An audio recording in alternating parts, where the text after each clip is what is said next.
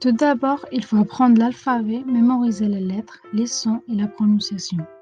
Après cette étape, l'élève doit être capable de reconnaître les lettres, associer les images aux lettres, lire des mots, des phrases et des petits textes. Écrite un fleu est la plus valorisée, c'est retravailler les différents aspects de la grammaire et du vocabulaire à partir des textes. Les textes sont liés à l'identification du personnage, les activités sportives, à la vie quotidienne, les lettres postales, les voyages, etc. L'idée principale est que l'élève puisse identifier l'idée du texte. La compétence de la compréhension orale est la plus difficile à acquérir pour un débutant, mais est la plus indispensable et importante. Pour faciliter l'apprentissage des argumentations de la tâche de la compréhension orale, il faut faire une pré-écoute, une écoute et une après-écoute du document oral. Les activités de production écrite en fleu vont s'inspirer à des pratiques d'écrit de la vie courante, petites annonces, lettres amicales, courriels lecteurs chez les médecins.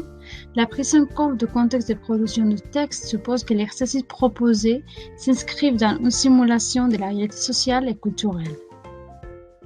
Voici quelques conseils pour faire une production écrite en fleu. Donner et analyser un modèle dont il faut imiter les structures narratives et descriptives.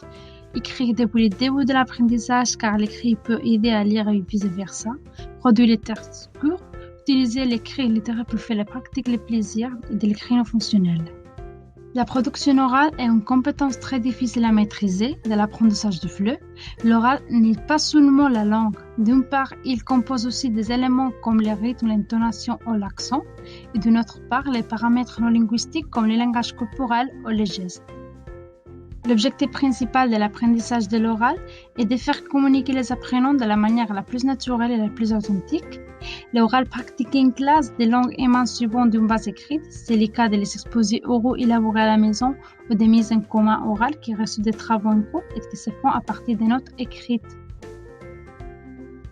On peut classer chronologiquement l'acquisition d'une langue étrangère dans 4 étapes principales. L'acquisition du lexique et des phonétiques, l'acquisition de la syntaxe, l'acquisition de la morphologie et l'acquisition de registres de langue. Pour finir, l'objectif principal de cette matière, c'est que l'élève étranger doit être capable de se présenter, de saluer, de demander aide s'il a besoin, d'acquérir toutes les compétences qu'on vient de voir et de surtout s'exprimer, comprendre le français et bien évidemment de se socialiser avec les gens parce que c'est très difficile. Merci.